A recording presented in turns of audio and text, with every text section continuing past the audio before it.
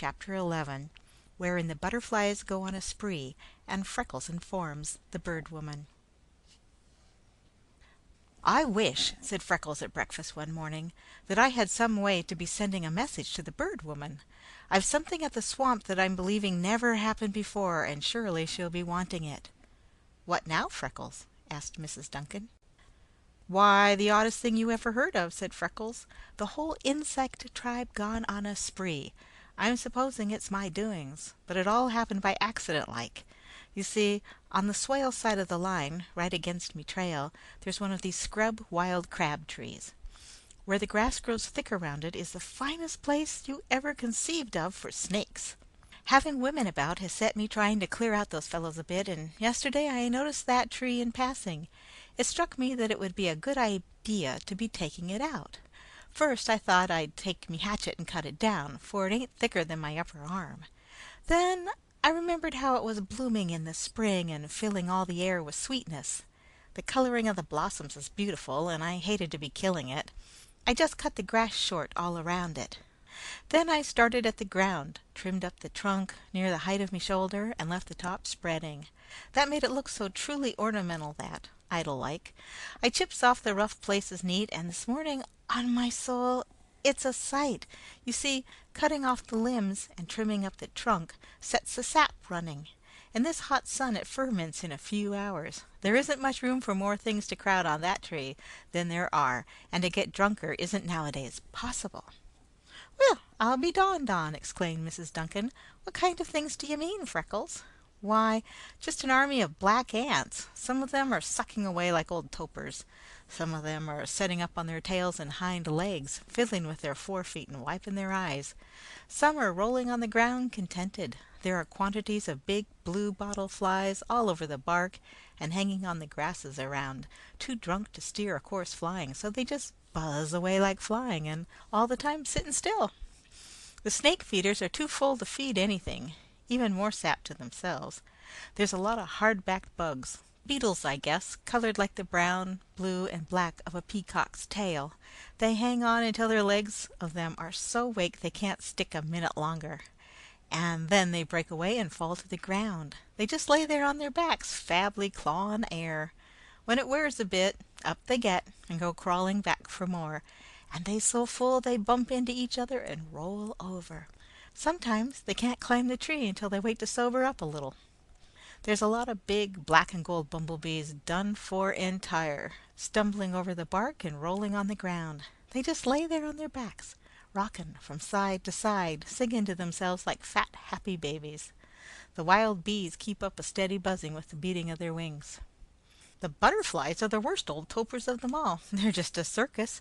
You never saw the like of the beauties. They come every color you could be naming, and every shape you could be thinking up. They drink and drink until, if I'm driving them away, they stagger as they fly and turn somersaults in the air. If I leave 'em alone, they cling to the grasses, shivering happy-like, and I'm blessed, Mother Duncan, if the best of them could be unlocking the front door with a lead pencil even." "I never heard of anything so surprising," said Mrs. Duncan. "It's a rare sight to watch them, and no one ever made a picture of a thing like that before, I'm for thinking," said Freckles earnestly. "Nah," said Mrs. Duncan, "you can be pretty sure they dinna.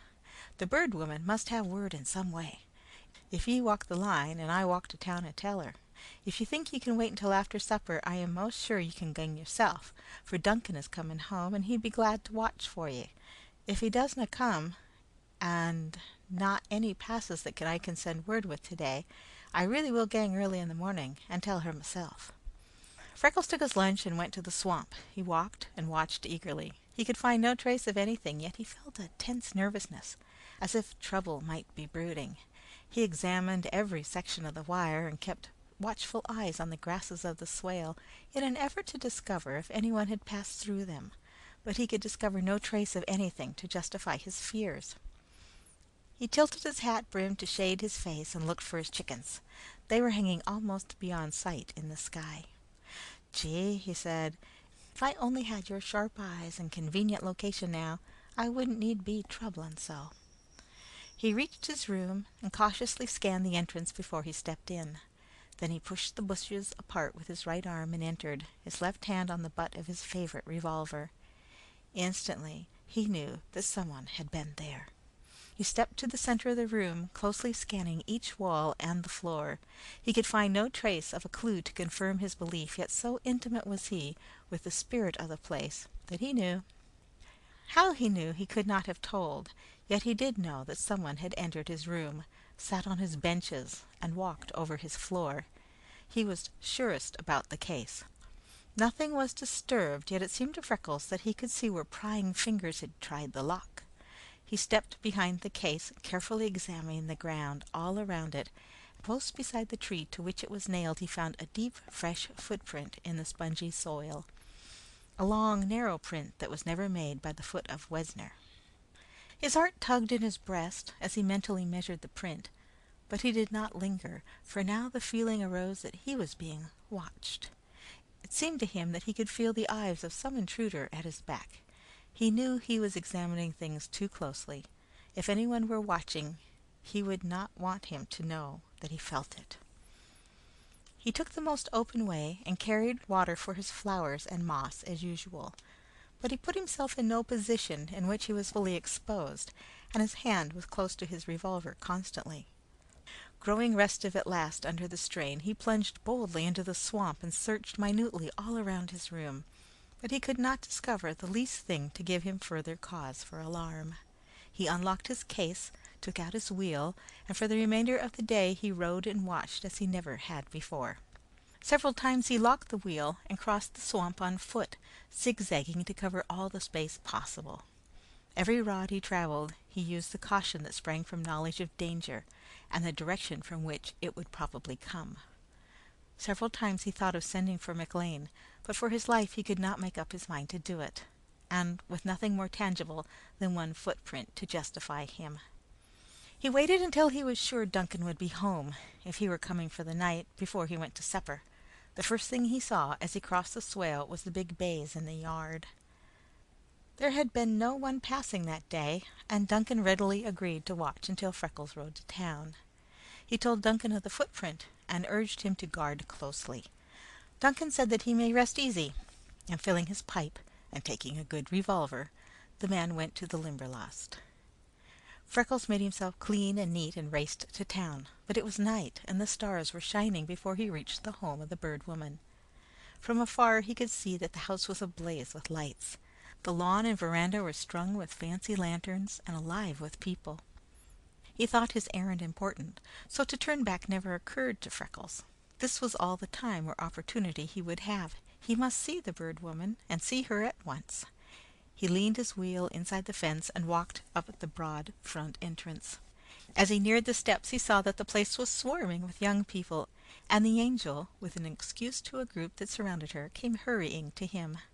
"Oh, Freckles!" she cried delightedly. "So you could come? We were so afraid you could not. I'm as glad as I can be." "I don't understand," said Freckles. "Were you expecting me?" "Why, of course!" exclaimed the Angel. "Haven't you come to my party? Didn't you get my invitation? I sent you one." "By mail?" asked Freckles. "Yes," said the Angel. "I had to help with the preparations, and I couldn't find time to drive out. But I wrote you a letter, and I told you that the Bird Woman was giving a party for me, and I wanted you to come, surely. I told them at the office to put it with Mr. Duncan's mail." Then that's likely where it is at present," said Freckles. "Duncan comes to town only once a week, and at times not that. He's home tonight for the first in a week. He's watching an hour for me until I come to the Bird Woman with a bit of work I thought she'd be caring to hear about." "Is she where I can see her?" The Angel's face clouded. "What a disappointment!" she cried. "I did so want all my friends to know you. Can't you stay anyway?" Freckles glanced from his wading boots to the patent leathers of some of Angel's friends and smiled whimsically. But there was no danger of his ever misjudging her again. "You know I cannot, Angel," he said.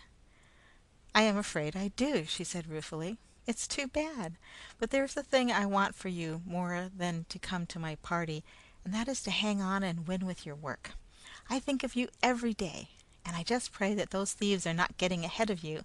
Oh, Freckles, do watch closely." She was so lovely a picture, as she stood before him ardent in his cause, that Freckles could not take his eyes from her to notice what her friends were thinking. If she did not mind, why should he? Anyway, If they really were the angel's friends, probably they were better accustomed to her ways than he. Her face and bared neck and arms were like the wild rose bloom. Her soft frock of white tulle lifted and stirred around her with the gentle evening air. The beautiful golden hair that crept around her temples and ears as if it loved to cling there was caught back and bound with broad blue satin ribbon. There was a sash of blue at her waist, and knots of it catching up her draperies. "Must I go after the Bird Woman?" she pleaded. "Indade you must," answered Freckles firmly. The angel went away, but returned to say the Bird Woman was telling a story to those inside, and she could not come for a short time. "You won't come in?" she pleaded. "I must not," said Freckles. "I'm not dressed to be among your friends, and I might be forgetting myself and stay too long." "Then," said the angel, "we mustn't go through the house, because it would disturb the story. But I want you to come outside way to the conservatory and have some of my birthday lunch and some cake to take to Mrs. Duncan and the babies. Won't that be fun?" Freckles thought that it would be more than fun, and followed delightedly. The angel gave him a big glass, brimming with some icy, sparkling liquid that struck his palate as it had never been touched before, because a combination of frosty fruit juices had not been a frequent beverage with him.